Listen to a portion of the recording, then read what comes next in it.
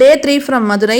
அன்னைக்கு நானும் அம்மாவும் காலையிலேருந்தே சாயந்தரம் வரைக்கும் ஃபுல் டே வந்து கோயில் பயணமாக தான் போயிட்டு இருந்தோம். ஒரு 20 மினிட்ஸ் டிராவல். மாட்டுத்தாவணி பஸ் ஸ்டாண்ட்லேருந்து பெரியார் பஸ் ஸ்டாண்ட் இறங்கி அப்படியே வாக்கபிள் டிஸ்டன்ஸ் போனோம்னா இம்மையிலும் நன்மை தருவார் சிவன் கோயில் இருக்கு. சூப்பரான கோயில், கண்டிப்பாக மிஸ் பண்ணாமல் பாருங்க. 11 மணி வரைக்கும் தான் ஓப்பன் பண்ணுவாங்க. அதுக்குள்ள நாங்கள் எப்படியோ போய் பார்த்துட்டு வந்துட்டோம். அடுத்தது போன இடம் வந்து பக்கத்துலேயே, அங்கேருந்து ஒரு 10 நிமிஷம் நடந்து போனோம்னா கூடல் அழகர் கோயில் இருக்கு. அதுவுமே வந்து சூப்பரான கோயில். அங்கே இருக்கிற அந்த சிற்பங்கள்லாம் பார்த்தா அப்பா என்ன ஒரு அழகு.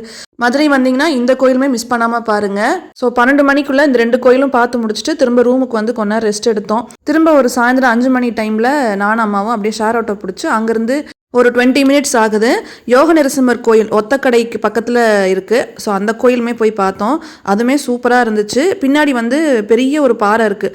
அந்த பாறையில் இருக்கிற ஒரு பகுதியில் மட்டும் நல்லா அந்த யோக நரசிம்மரை வந்து அவரோட உருவத்தை வந்து அப்படியே செதுக்கி வச்சுருக்குறாங்க. அதுவுமே பார்க்க வந்து ரொம்ப அழகாக இருந்துச்சு. பக்கத்துலேயே ஒரு குளம் இருந்துச்சு. அதையுமே அப்படியே பார்த்துட்டு கொஞ்ச நேரம் ஃபோட்டோஸ்லாம் எடுத்துகிட்டு அங்கேருந்து ஒரு 10 நிமிஷம் நடந்தே போனோம்னா குன்று இருக்கும் இடமெல்லாம் நம்ம குமரன் தான் இருப்பார். ஸோ நம்ம முருகரையும் அப்படியே பார்த்து கும்பிட்டு திரும்ப நம்ம அப்படியே ரூமுக்கு வந்துட்டோம். அதுக்குள்ள ஹஸ்பண்டும் பசங்களும் டோர்னமெண்ட்டுக்கு போனவங்க திரும்ப வந்துட்டாங்க. ஸோ எல்லாரும் சேர்ந்து நைட் டின்னருக்கு ஆறுமுகம் மெஸ்ஸுக்கு தான் அன்றைக்கி போயிருந்தோம்.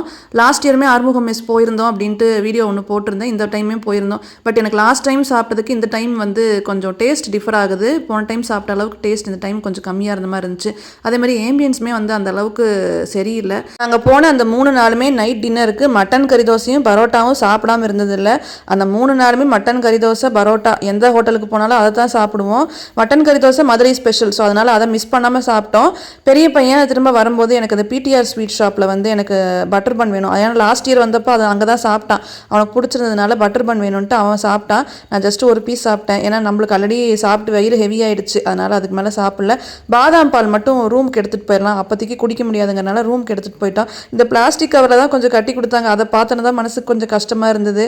சரி அதையும் வாங்கிட்டு திரும்ப அப்படியே ரூமுக்கு வந்துட்டோம். இன்னொரு பார்சல் வந்து பட்டர் பன் சின்னவனுக்காக வாங்கிக்கிட்டேன்.